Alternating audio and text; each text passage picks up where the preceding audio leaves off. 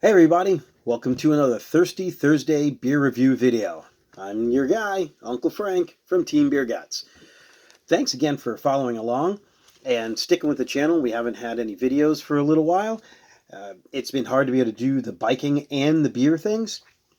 Doing the biking part requires the video and some editing and remember to pull it out and have it in different angles, and depends on the event. Like Bike MS was last weekend and it was raining, so I'm not going to pull the phone out, so we don't really get a lot of that, and it's hard to be able to put the videos.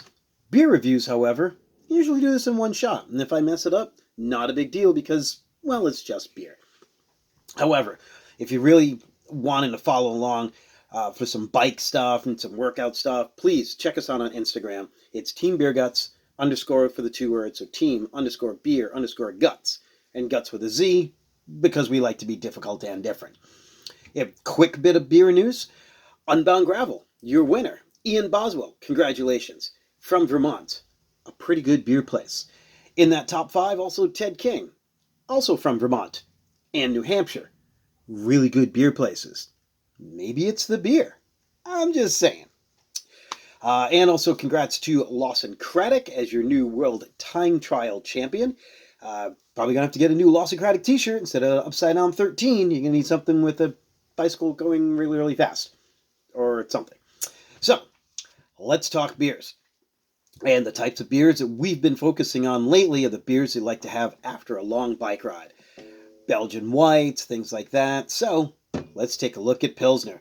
And this one's very interesting. So I've got two offerings here, both from Tributary Brewing out of Kittery, Maine. We have the Italian-style Pilsner and the German-style Pilsner. And you're like, whoa, whoa, whoa, whoa, whoa. What is an Italian-style Pilsner? There's German Pilsner and there's Czech Pilsner. That's it. And then maybe like American Pilsner, but we're talking like as far as your classic styles. So you're right. German Pilsner and then Czech, also Bohemian Pilsner, kind of thrown into that same, are very, very similar with very small, minute differences between the two. In my opinion, your Czech usually has, your hop focus is going to be Saaz, Czech Saaz specifically, and also it has a little bit more body. I feel like the German Pilsner is a little drier, crisp, not sharp, but sharp, and more bitter. They're hoppy. They're hoppy, but hoppy on the bitter side. And I feel like a lot of people have forgotten that hops are bitter with the evolution of the New England IPA, the Hazy Juicy IPA, which, in my opinion, are actually starting to split apart a little bit now. Your Hazy Juicy is just not hoppy. It's hoppy, but it's not, there's no bitterness to it. Where your New England IPAs might still have a little bit of bitterness to it. If you find the two between them, getting away from some of the haze and the juice. If you look at your original Heady Topper, the first time I ever had Heady Topper was actually at the pub on cask. And it wasn't this crazy cloud bomb that you see presented now as New England IPA. That's another story for another time. Focusing back on Pilsner, because people talk about session IPA, and they're like, oh, well, it's lighter, it's lower alcohol, and it's bitter, and it's hoppy. And I'm like, oh, you mean Pilsner? Because Pilsners are bitter. German Pilsner, bitter. Your Czech Pilsner, more floral. Bohemian Pilsner, same idea. And again, a little bit more body. So where does Italian Pilsner fall into this? Not a recognized style. Maybe not yet.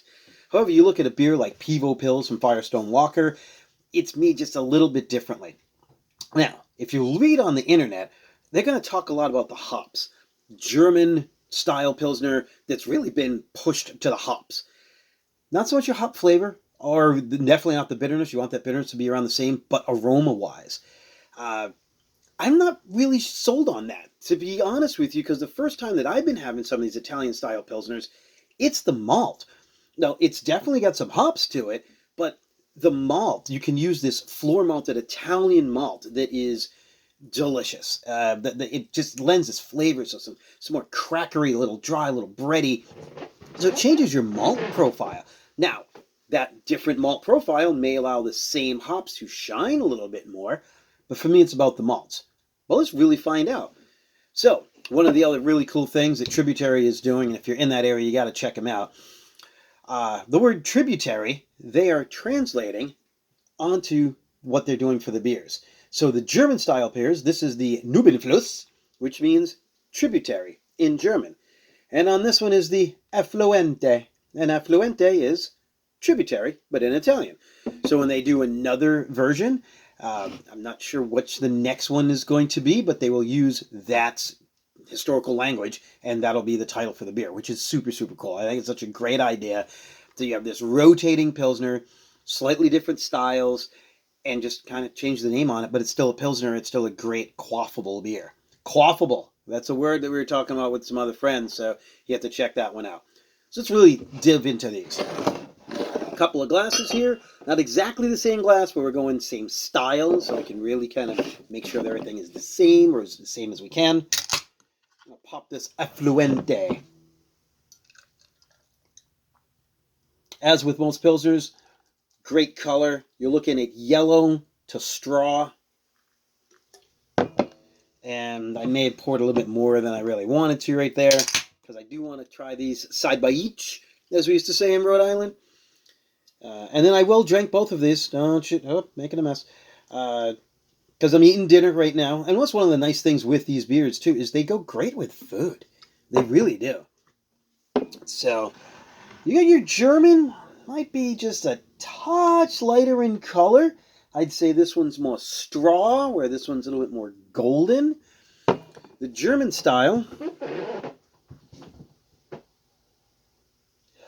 great hop aroma, but mild, noble hops. So you're looking at, say, Mittelfrüh, Helltauer, Spalt, things like that, as opposed to your Czech, Czech Saaz. The Sots. And again, German, I'm kind of looking for a little bit of that, but also the Czech is always in your in my opinion, again, in your Czech and Bohemian Pilsner. A little straw, a little hay. I'm not going to drink them yet. I want to go aroma. A different hop aroma, but I'm not going to say this is punch you in the face hops. Again, noble hops. You're looking at European styles. If you were to do this beer and use American hops, American citrus hops, that's not going to work. You've made an American hoppy lager, which is nothing wrong with that either, but you're not going to call it an Italian Pilsner, okay? Let's call things what they're supposed to be. There's a little citrusy aroma here. Lemon.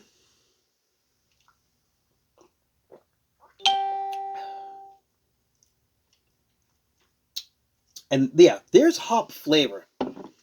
More so than, say, your German, that your hop bitter.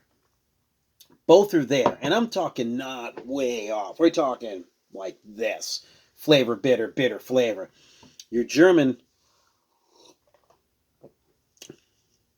malty. I can really get the light malts and a little bit of that malt sweetness that's there. The hops are there to balance that out. I want to say straw. That's not quite the word I'm looking for. It's not corn, because corn's not a flavor that you want in there. This beer is super clean, as pretty much anything that Todd Mott and Woody Mott and Tributary that they touched. All the beers are delicious. And so,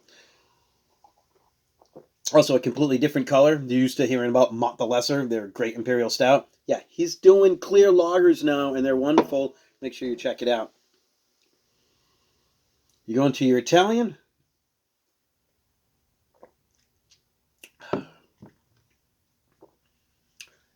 Dry crackers, rice, bread crust. That's what I'm kind of thinking of. Yes, crackers, bread crust. So again, the very, very subtle differences between these two, but such wonderful beers. And I love the fact that you can get some different takes on the style. This is probably tasting a lot different than a Pivo Pils from Firestone and some of the other ones that are out. And I'm going to mess up the name, Tipoli. Yeah, if you look it up, you'll see it on there. And that's one of the first Italian Pilsners that came around. Or at least in this area here in the Northeast, there was a festival in Maine. It was called Pils and Love, and it was all Pilsners. And this is where people started to find this Italian-style Pilsner. And they started doing them with this Italian malt. And there's such a unique malt flavor, and I'm struggling for words. because it's a unique malt flavor, I don't know exactly how to describe it. I probably should have maybe studied a little bit more, came up with words, and then showed up on the air. But, oh well, here I am. Grassy, that's another one that's in there. But a citrusy, grassy. Think of it as scallions as opposed to onions. Now, this doesn't taste like onions. Please do not tell people, hey, Frank said that your beer tastes like onions. It does not.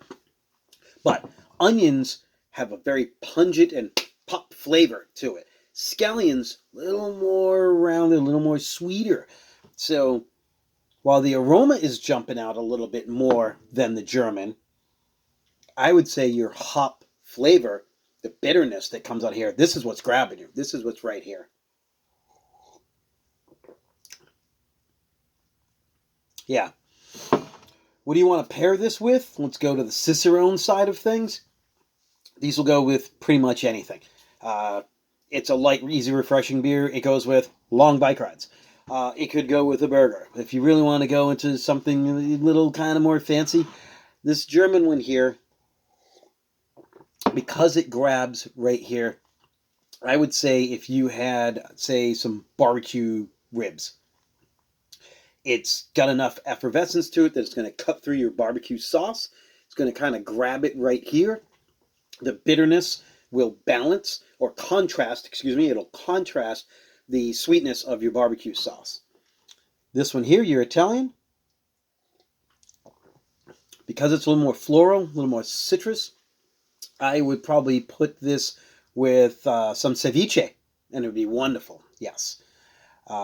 So, that is your German-style Pilsner and your Italian-style Pilsner, both from Tributary, out of Kittery, Maine. Hopefully you can get your hands on both. If you can't, try to get some of these other great beers. We'll see you on the next one. Thanks for tuning in. Cheers.